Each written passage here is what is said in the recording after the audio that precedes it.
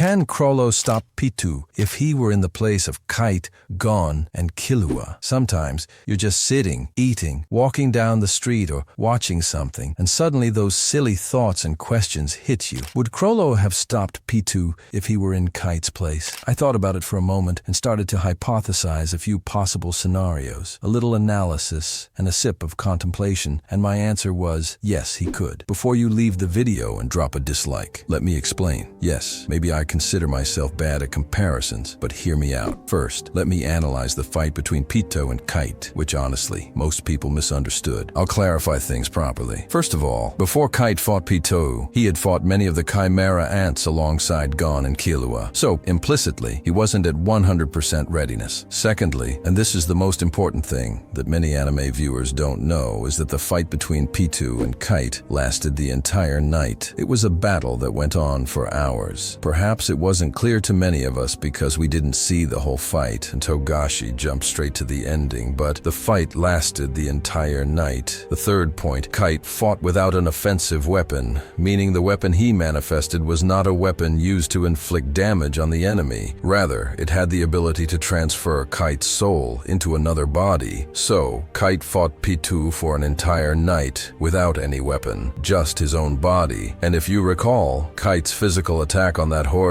didn't affect it at all. He needed to manifest the gun weapon to defeat it. So, imagine what it would have been like against Pitou. And fourthly, Kite fought Pitou for an entire night without a weapon, without full readiness, with one arm, and was bleeding. We shouldn't forget that he was using N for long periods, which exhausts the body and consumes his aura. So the meaning of all this is that Kite is not weak at all. In fact, he's one of the best Nen users in the story. How can he not be? His master is the legendary Jin Freaks. Does this mean Kite is stronger than Pitou? Not exactly, because at that time, Pitou lacked experience and Nen skills. She only fought using her physical strength and aura, so she has her excuses as well. But the point is that Kite is not that weak. And perhaps what confirms my point is Killua's words in the manga. When Killua knocked Gon unconscious and ran away, he said that cutting Kite's hand was their fault, and the outcome of the fight would have changed if they hadn't been there. This means that if Kite had been alone without Gon and Killua and had fought Pitou at full readiness, everything was possible at that moment. Perhaps it would have been a tie. Perhaps Pitou would have been defeated with a weapon we've never seen before, or maybe Kite would have fled, or even the result wouldn't have changed, and he would have been defeated. Anything was possible. Now, I've clarified the misunderstanding about Kite's strength for many of you. Let's move on to Chrollo, the leader, the head of the spider. Personally, if you ask me who's stronger, Chrollo, Hisoka, or Kite, I would say that I put them almost in the same group. This means the difference between them could be a few centimeters, and things like the environment, readiness, knowing your opponent's abilities, speed of analysis, and adaptability to changes could decide the winner. Let me repeat, the size of the aura and abilities are not the main factor in determining the winner or who is stronger. When Killua met Netero, Morao, and Nov, he told them that none of them could defeat Pitou. But Morao gave him an appropriate response, saying, he's wrong when talking about who would win in a fight between Nen users. Most of the time, both parties are unaware of each other's abilities, and just one moment of negligence is enough to turn the scales and cost a person their life. You can't make assumptions based solely on the amount of aura your opponent has. The course of the battle can change at any moment. This is what Nen battles are about. Morao's words seem to be something Togashi wants us to understand well in his story. Now let's return to our topic of Chrollo versus Pitou. Let's imagine, for example, that Pitou attacked Chrollo. Would Chrollo be able to avoid the attack? Yes, of course he would. Kite himself predicted the attack and was able to avoid it. The loss of his arm was due to defending Gon and Killua, so Chrollo would also be able to avoid the attack. In fact, the leader was dodging attacks from both Zeno and Silva at the same time. At one point, Silva said that Chrollo is amazing because he was dodging his father's dragon attack while not allowing any opportunity for Silva to get close to him. This means that Chrollo dodging Pitou's attack is inevitable and confirmed. Now, what happens after avoiding the attack? It's time for Chrollo to use his abilities against Pitou, who doesn't even have any abilities and knows nothing about Nen.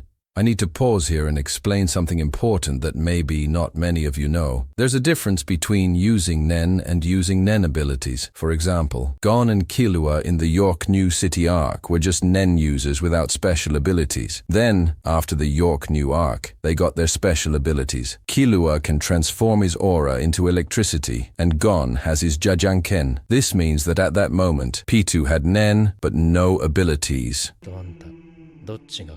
Now let's get back to the fight. What ability would Chrollo use at this moment if he found himself facing Pitou? The best ability at this moment is the cloak he stole from the owl. So, if Pitou touched that cloak, she would shrink in size and remain trapped inside it. This is one of the reasons why Zeno attacked Chrollo with an aura attack and not a physical one. If he had attacked physically, he would have ended up like Nobunaga.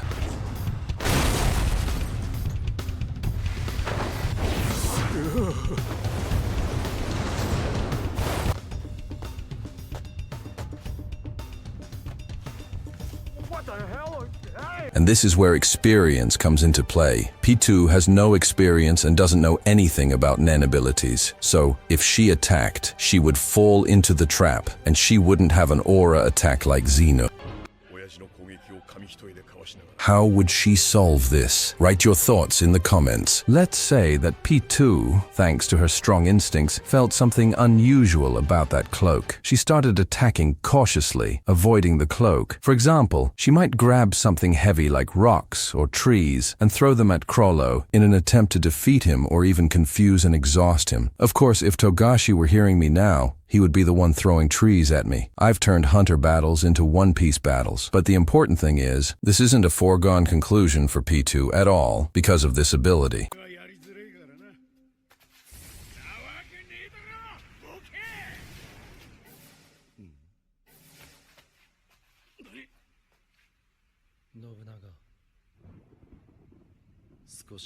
Chrollo has a terrifying ability, a whole arsenal, a single army. And this is the beauty of Hunter and Nen battles. They are never influenced by appearances. Instead, it's all about analyzing what's inside. What you see is one thing, and what you analyze is another. And that's where the excitement of the battles lies. If you watch a fight, you might say, this one is stronger than that one, or this one is weaker than that one. But if you go back to the VAR screen and do a little analytical breakdown, you might realize the opposite and reformulate your opinion. Honestly, this is one of the reasons I'm doubtful about Don Freaks' strength. The world of Nen abilities is vast, and it makes me wonder whether Don Freaks explored the continent with his own power or through some strange ability. For example, he could have turned himself into a ghost, dust, or something intangible. The conclusion here is that you should always rely on Morau's words and not judge by appearances. Hunter battles are completely different from anything else, and I'm almost certain that if I watched most of the clips related to power in Hunter, I'd get annoyed. Of course, there are some exceptions to my statement, like Meruem and Netero,